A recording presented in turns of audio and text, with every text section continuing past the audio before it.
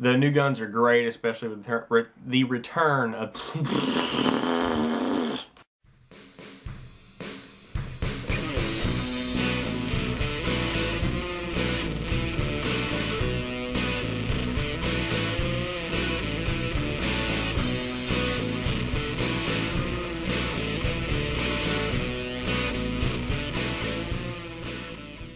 What's up, everybody? It's AwesomeGamer875, and last week was crazy. First, I want to tell you guys that I finished Battlefield 4's campaign, I finished Assassin's Creed 4's campaign, and I also finished Killzone Shadowfall, which is sort of Killzone 4's campaign. So there was a lot of 4s in there, and yeah, they were all pretty good except for Killzone Shadowfall.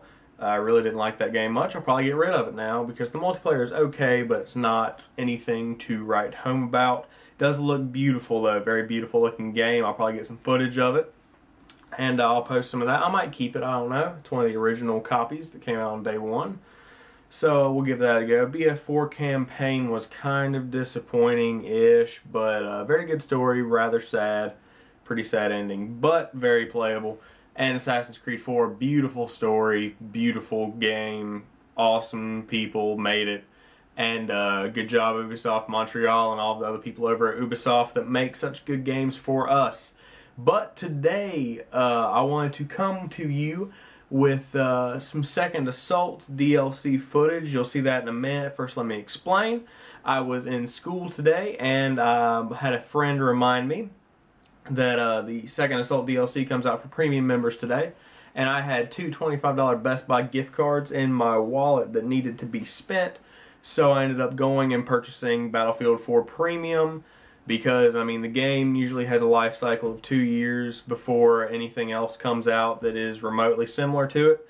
So I went ahead and gave it a shot, and I ended up spending $3 in tax because a lot of tax on electronic stuff. And I came home with a piece of receipt paper. I was going to show you, but I think I threw it away. It was just a piece of receipt paper because they printed the code on it.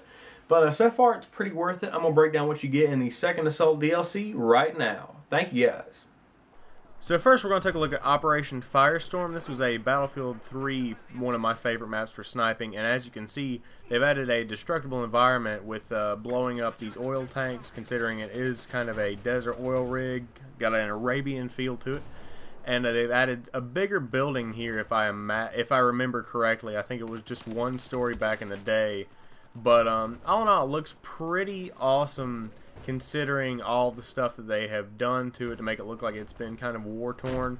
Because back in the day, whenever Battlefield 3 players had this area was ravaged by tanks, and they really made it appear like that today. Next up, we got Gulf of Oman. This map is a Battlefield 3 map that was very vehicle heavy. A lot of tanks and doom buggies are used on this map to get around quickly, and it is good for conquest. And they've added this storm you see going on here that comes through every now and again because it is a desert environment, which adds a completely new level to the in-depth experience. I wasn't sure if that was a button I could push or not. But they've also added these gates here and other things like this. These are throughout the new maps that, as you can see, close that gate right there. And that's basically all that I've seen that's changed for this map to be in particular.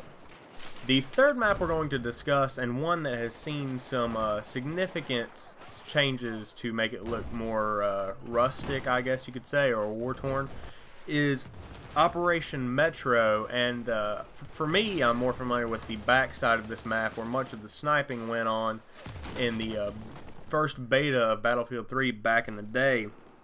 But on this game mode, you start out on the further side, or what I know is the further side, and you have an opportunity to try to get some people with grenades and stuff here. But as you can see, I'm using the MP7.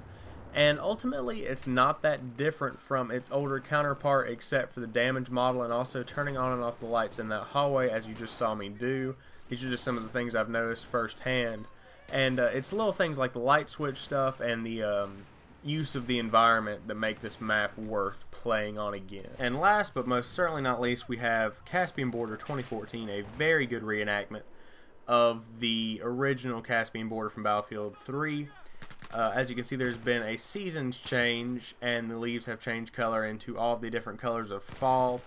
And what I found to be the best way to take on this map is to use your assault or perhaps even a carbine down here in the bottom portion if you're playing domination. That's what I found to be best suited for this map design. But when you get up top of that mountain right there, you'll be able to use a sniper rifle rather effectively.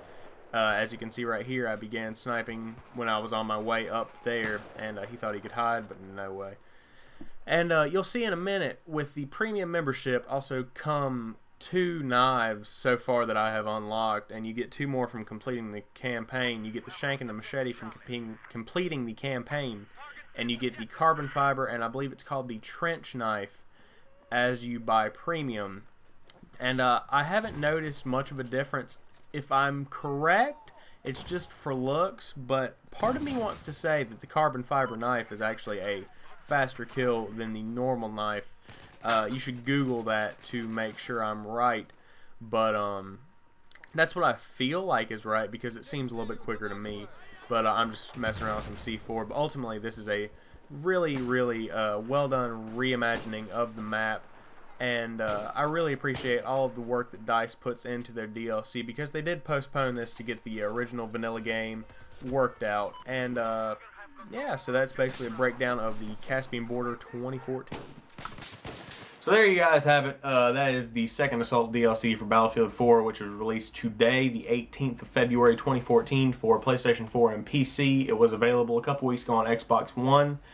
And that looks like how it's going to be. They kind of did the Call of Duty deal where DLC will come out first on Xbox. But ultimately, it's definitely worth your money so far. I've only played it for about a couple hours just to get a feel of how they've changed the maps. But they really did give it a rustic feel. And if you liked playing your classics from Battlefield 3, you will not be disappointed. Because ultimately, you're getting what you expect. It's a repackaging of old maps that everyone loves. Call of Duty tried it, and now Battlefield's giving it a go. But definitely the weapons are a big part of it.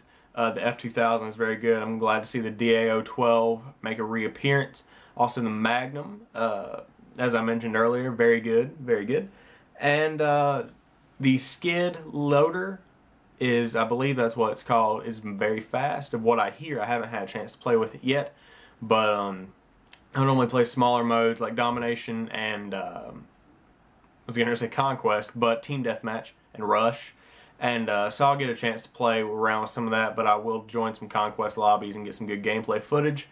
And still enjoying Battlefield 4 now that they're starting to get all the kinks worked out. Everything's going smoothly. But yeah, definitely pick up Premium. I believe so far it's definitely worth your money. You get a lot of Battlefield Gold packs, but don't pick it up unless you're really into Battlefield, because I really do enjoy the Battlefield game, and I think it's a lot better than Call of Duty, personal opinion, of course. But yeah, if you like Battlefield, definitely pick up Premium, or at least pick up the second Assault DLC, which is available today on PC, PlayStation 4, and Xbox One. Xbox One being as of last week, as I said earlier. Hope you guys enjoyed this video. Please like, comment, subscribe. I really appreciate all of you guys that have subscribed in the past couple of days. It's gone up to 92, I believe was my last count. I checked this morning. I normally check every morning. But when we hit 100, I will do something pretty crazy. I don't know what it is because I never thought that I would actually make it to 100, to be quite honest. Because just last year I was at 42 subscribers, probably 38. 2 years ago I was nothing. Like had 2 and they were my friends. But yeah, as soon as we get to 100, something big will happen. And again, thank you all for watching my videos. Coming back every week to see what Awesome Gamer has to offer. And yeah, so peace.